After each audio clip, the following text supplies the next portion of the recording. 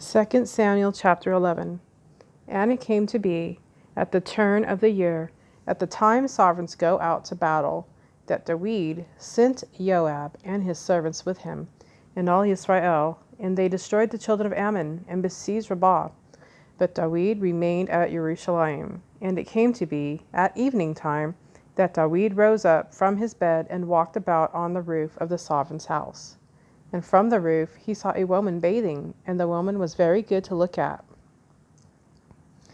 And David sent and asked about the woman, and one said, Is this not Bathsheba, the daughter of Eliam, the wife of Uriah the Hittite?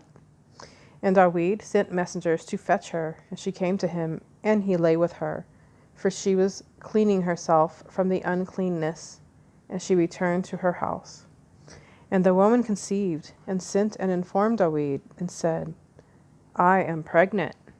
Then David sent to Joab, Send Uriah the Hittite to me. And Joab sent Uriah to David. And Uriah came to him, and David asked how Joab was doing, and how the people were doing, and how the fighting was going. And David said to Uriah, Go down to your house and wash your feet. And Uriah went out from the sovereign's house, and the gift from the sovereign followed him. But Uriah lay down at the door of the sovereign's house, with all the servants of his master, and did not go down to his house. And they informed David, saying, Uriah did not go down to his house. So David said to Uriah, Did you not come from a journey? Why did you not go down to your house? And Uriah said to David, The ark and Israel and Yehudah are dwelling in booths, and my master Joab and the servants of my master are encamped in the open fields.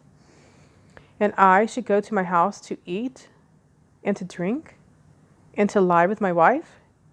As you live, and as your being lives, let me not do this. And David said to Uriah, Remain here today also, and tomorrow I let you go. So Uriah remained in Jerusalem that day and the next. And David called him, and he ate and drank before him, and he made him drunk. And at evening he went out to lie on his bed with the servants of his master. But he did not go down to his house. And it came to be in the morning that David wrote a letter to Joab, and sent it by the hand of Uriah.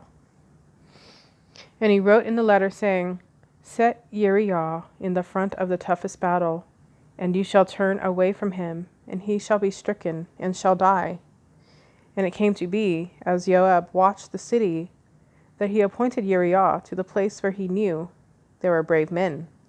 And the men of the city came out and fought with Joab, and some of the people of the servants of David fell, and Uriah the Hittite also died.